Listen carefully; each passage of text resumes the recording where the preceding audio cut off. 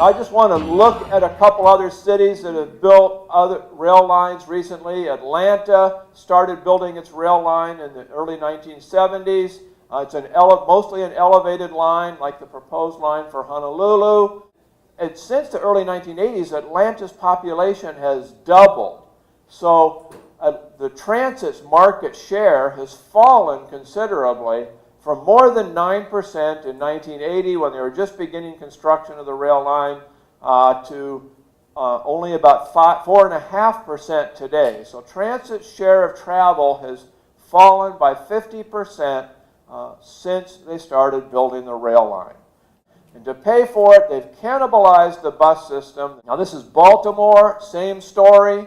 Baltimore built a heavy rail line, an elevated line like the one proposed here, and then they built some light rail lines.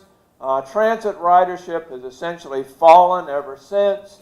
It's much lower than it was in the early 1980s, and again, transit's market share has fallen by almost as much as Atlanta's. Now, Portland is the poster child for light rail and rail transit, new rail transit lines. Well, I don't want to say nobody rides light rail in Portland, but one time a train came into downtown from the airport, and it only had one passenger on board. Now, coyotes like to go where they know they can find solitude from people. Portland is a fast-growing city, and at the same time, transit ridership has not grown as fast as the population growth. And so transit's share of travel has declined. In 1980, before they started building any light rail lines, almost 10% of commuters took transit to work. Since then, they built 4 light rail lines, a streetcar line, a commuter rail line, and today, transit's share of commuting is all the way up to 7.2% from 9.8%. Not a big increase. A particularly staggering number is between 2000 and 2007. The number of people who took transit to work declined. After 2000, Portland opened 3 new light rail lines and a streetcar line, and I guess the commuter line didn't open until 2008. But 3 new light rail lines and a streetcar line. The number of people who took transit to work in 2000 was 58,000. By 2007, it was down to 57,000. And the number of people who drove to work increased by more. Just the increase in driving was more than the total number of transit riders going to work.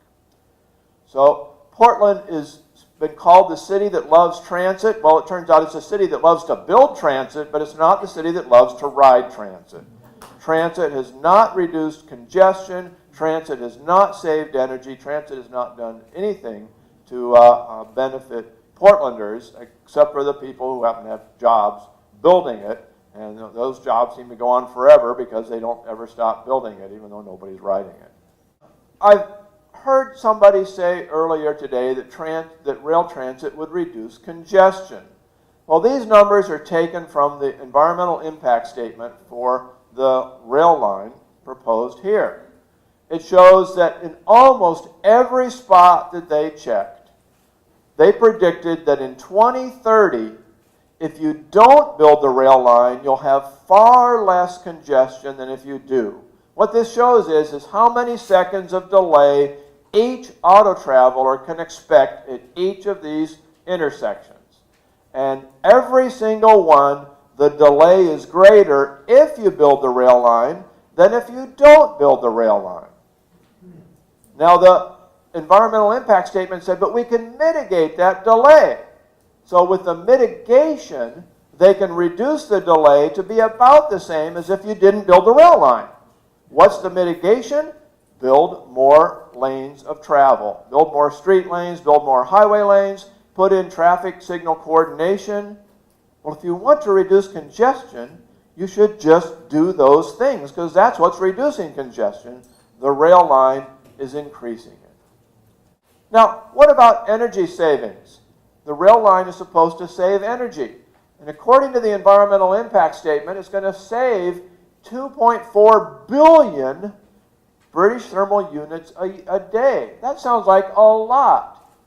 But it turns out they also expect to use 7.5 trillion BTUs to build it.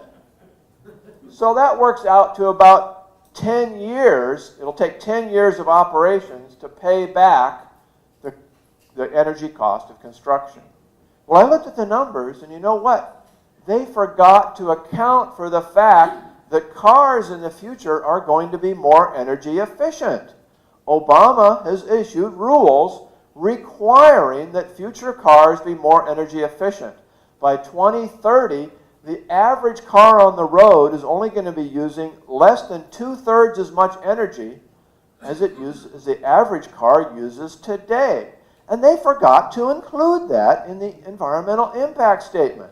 So when you add that, it turns out instead of saving 2.4 billion BTUs a day, you're only saving 740 million BTUs a day, and the payback period is 32 years. Well, what happens in 32 years? Your rail system is worn out. You have to start using a whole lot of energy, replacing the rails, replacing the structures, replacing the stations, replacing the electrical facilities, and that requires a huge amount of energy, which means your payback period is longer than the lifespan of the system, which is 30 years, and you're not going to save much energy. Now we can look at a rail system that is far more heavily used than the Honolulu system will be. That's the San Francisco BART system. 350,000 trips per day take the San Francisco BART line. Did that lead to new economic development along the line? Well, there's a professor of planning at the University of California named Robert Cervero.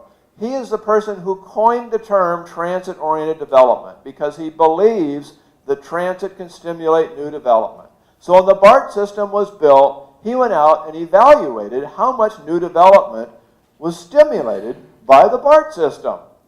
And he found there wasn't any. In fact, he found there was more new development the further away you got from BART than there was near the BART system. And then the Federal Transit Administration said, well, we want you to check this nationwide. Why don't you partner up with somebody from an objective organization like maybe Parsons Brinkerhoff, and look nationwide and see if you can find any place where rail transit has stimulated new development. And they looked all over the country, they searched the literature, and they found rail transit does not stimulate new development. Maybe, if you're lucky, it'll shuffle it around so that development that would have taken place over here instead takes place over here. And that mostly the beneficiaries of that development are the downtown areas, like downtown Honolulu, not the outer areas. So you don't get any new development overall. You might shuffle it around a little bit, but you're not creating jobs. Instead, what you are doing is you are getting people out of cars and onto transit.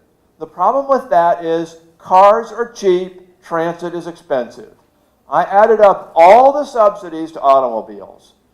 In addition to that, I added up all the amount of money that we spend buying our cars, maintaining our cars, operating our cars, buying gasoline, insuring our cars, and it adds up to about 23 cents for every passenger mile that people travel by car.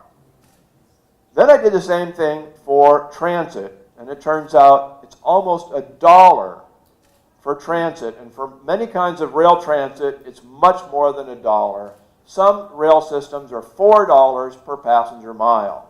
So we're talking about getting people out of cheap automobiles and into expensive transit. That's not going to create jobs. That's going to hurt jobs because somebody has to pay that extra cost. It's not the transit rider.